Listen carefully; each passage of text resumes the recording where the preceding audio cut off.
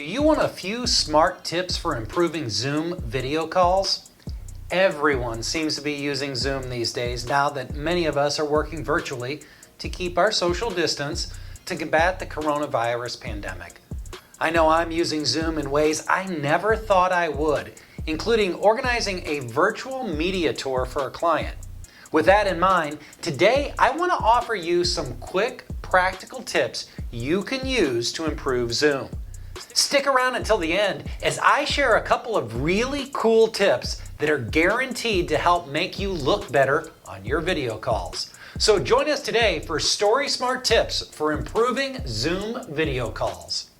Let's go. Grow your brand, get your engagement up, but most importantly, tell your story using social media to the fullest potential. StorySMART. Let's go.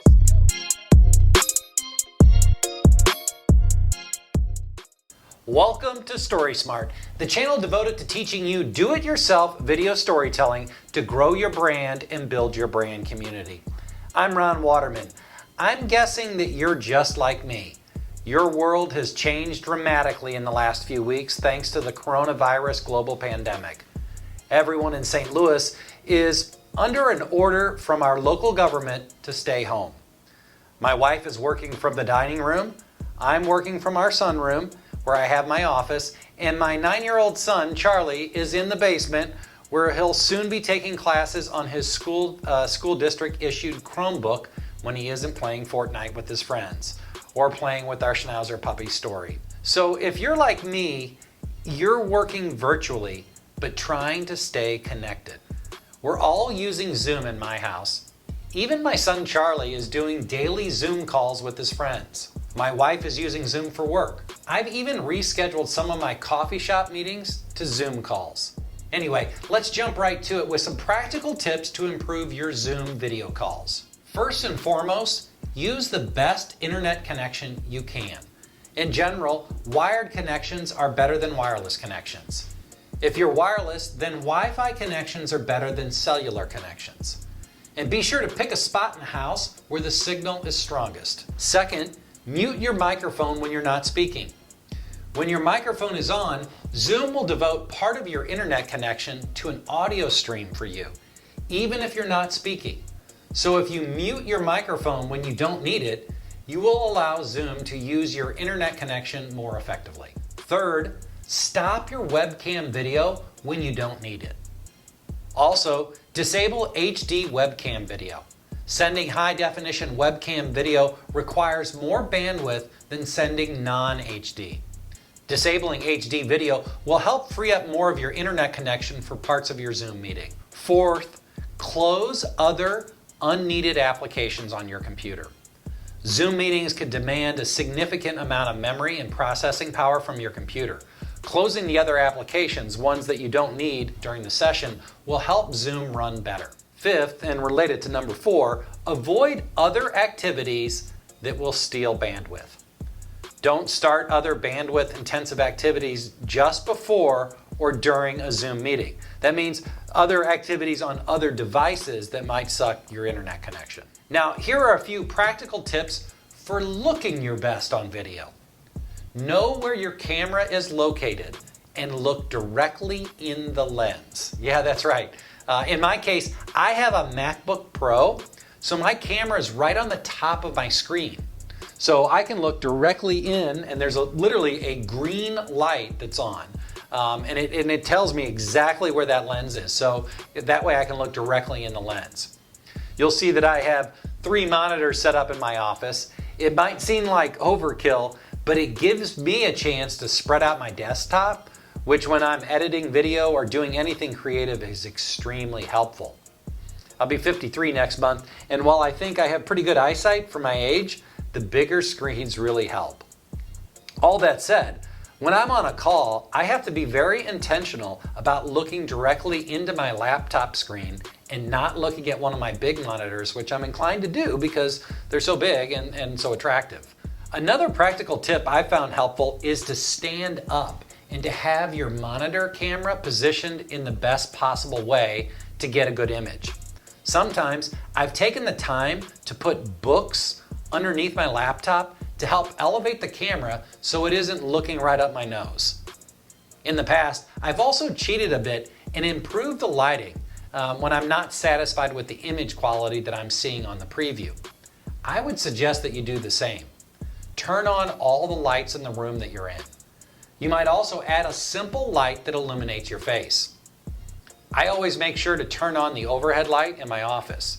Depending on the time of day, since I'm in a sunroom, the light might be in front of me, off to the side, or even behind me. If it's in front of me, a lot of times my screens, frankly, because they're so big, they block the light. So I'll move over one of the lights that I use for my YouTube channel. Like I said, I'm cheating a little bit. But the bottom line is, lighting is the key. You really need some lighting on your face. Here are also some things that you can do within Zoom that are good to improve your image. There is literally a touch up my appearance button under the video settings. I'm not sure that I notice a difference. As a matter of fact, I know that I don't really notice the difference, but it's supposed to soften your image like they used to do for actresses in old-time movies. Back in the era of Betty Grable, Judy Garland, and Marlene Dietrich. Back then, as I understand it, they would literally put a nylon over the lens to give them that soft look. Not sure if this is what I would look like through a pantyhose, but I'll take whatever help I can get. Finally, you can also add a background. This is really one of the coolest things about Zoom. Click on the virtual background button under settings. You can use one of the still images or a short video loop that they have as a background. You can have the Golden Gate Bridge, the Northern Lights, or my favorite is the beach scene. You can also create your own branded background and add that to your options on Zoom. I'm a big fan of Canva, so I actually built a few backgrounds to experiment with. I know these would look better if I had a green screen, but the Zoom app does a pretty good job with the chroma key of, pushing out the background. That said, it might make your head look a little bit funny at times, particularly if you're moving around a lot, but it's serviceable. It would be too much effort for me to put up a green screen behind me. When I see all of these, I think I actually prefer the natural background. But with that, I know I might need to straighten up my office workspace a little bit to make things look a little bit nicer, as my office can be a little bit cluttered, as you can see from behind me. Anyway, finally, here's a way to cheat the system to look better than you might otherwise. I suspect there's a good chance that someone would figure it out, right? Probably best to take a lesson from your college days. If you decide to use a fake ID, go with one that you might be able to actually pull off. I'm guessing most folks wouldn't buy that I look like George Clooney. But I'd be curious to know if the points that I'm making on a Zoom call would be better received if I did look like Mr. ER. One of the things that our challenging times are illustrating to me is the importance and power of video. Video is so important as we try to work virtually. It's a way for us to connect with one another powerfully and authentically. It's also affordable and accessible. You don't need to be Cecil B. DeMille or Spike Lee to do it. You can be yourself and tell your own story, whether it's FaceTime, Skype, YouTube, or Zoom. Video is within your reach and you can do it yourself. My friends, I hope you found today's video helpful. If you haven't already, please hit, or like my son Charlie says, smash that subscribe button and join us for future videos. Also, this is important to me. Let me know what you think. Good or bad, I don't care. I want to hear directly from you. I really want this to be an active community, so I need your help in making that happen. Comment, share your comments, tell me what you think. I want to know that you're out there. I'm here to help you, so please join us for future videos. I promise to inform and empower you to get out there and share your story using video. Until next time, stay story smart. Okay, hold on a second. I'm on, so why don't you just jump right in? I'm on a Zoom call to myself. So you want to here. So you want to look in the camera and tell them that. See that there? See, yeah. See the green light? Just look directly in there. Yeah. And then what are you saying here? Come up closer and step on story. Wait, have they met story yet? No, they haven't met story, but I've talked about story. But see here. Okay, go ahead. Make sure to like, comment, subscribe, and follow me on Instagram right here. You. Yeah. Yeah, me. You. Okay. Well, you heard the man. Like, comment, subscribe, and until next time, stay story smart. Thanks, my friends.